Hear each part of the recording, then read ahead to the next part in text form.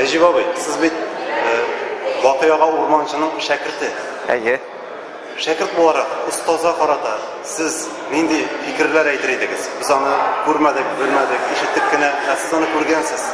Anladınız mı? Әйе, мен бәхетле кешеләрнең берсе, чөнки мин заманында миңа Бакый аганың өйрәнчеге шәкерте булырга туры килде. Шул насыйп булды.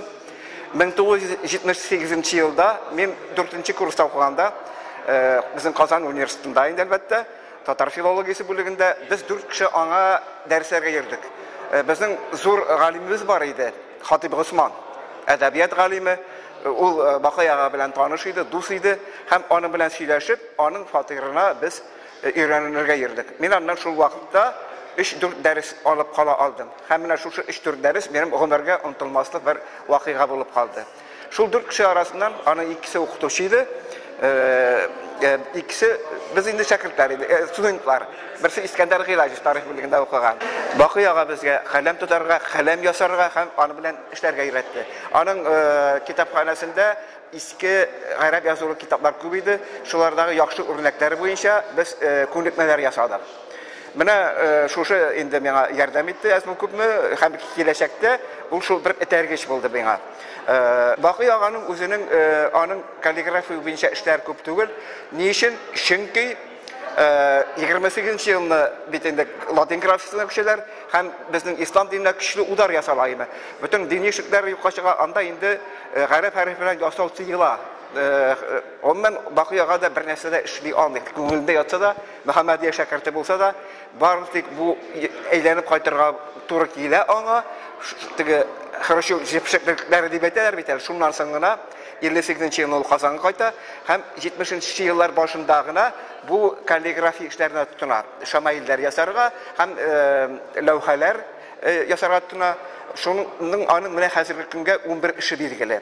Шуның икесе Коръән аятлары, өчесе Мөхәммәд пәйгамбәрнең хәдисләре, икесе Габдулла Тукайның шигыре, берсе Кулгалинең Кыса Юсуфның юллар, берсе Мәҗлиси 17 шагыйрь шигыре һәм берсе төрек шигыре. Нигезләмләр шулар. Бөтенесе алар кәгазьгә ясалганнар, туш белән ясалганнар. Һәм бер генә эше агачта уеп ясалган, анысы бер паннода, бергә гомергә дип атала торган паннода ясалган. Менә шушындый эшләре калган. Менә алар шушы мөмкинлекләр ачылгач 90-нчы еллар башында китаплары чыга башлады, рәсемнәрдә чыга башлады ул. Шушы эш белән шөгыльләнүче беренче башлап öğrenmişi tatlarga bu bir zor yerden buldu. Anları менә türlü dekoratif gamali sanat bilen şөгыльләнүчеләр, сигүчеләр, анда агачтан кесүчеләр, аны менә бу elhamdülillah'sin бик күп мәртәбәләр күчереп эшләделәр, яздылар, ул бөтен дөньяга таралды. Elhamdülillah ул менә монда әзме күпме ачкычка шаган, скрипичный ключка да шаган ул теге безнең Коръәннең башында ачучы, открывающий диләр русча, татарча Фатиха, Фатиха сүрәсенең иң беренче җөмләләре бисмиллаһдан соң Аллагадан дип башлана. Алхамдулиллаһи раббил галәмин ар-рахманир рахим. Менә Бакыяга үзе динле кеше, һәм Коръәнне яхшы белгән кеше, һәм аның бу каллиграфик эшләре бик грамоталы, klassik, tradisyon so'zlashlangan, lekin anda avstrlikda sezilib turadi, o'zinchalikda sezilib turadi. Ham mana men hali bir yil gina şuşu 9-fevraldagina aning to'g'rasin, ya'ni gerbini ishladim. Anlatib ketdingiz. Mana ul undan sulga ham Afganiska tavaqula. Bu klassik tipdagi to'g'ra Türk sultonlari, Qrim xonlarining to'g'ralari stilida ishlangan. Afganiska o'qila, undan sulga G'abdil Urmanchi, G'abdil Baqi İdris ulu. Ham o'ng yoqda Qur'ondan oyat İnni tevekkeltu alallah. Allah'a tapşırdım. Kur'an Kerim'nin 11. suresi 56. ayeti bu.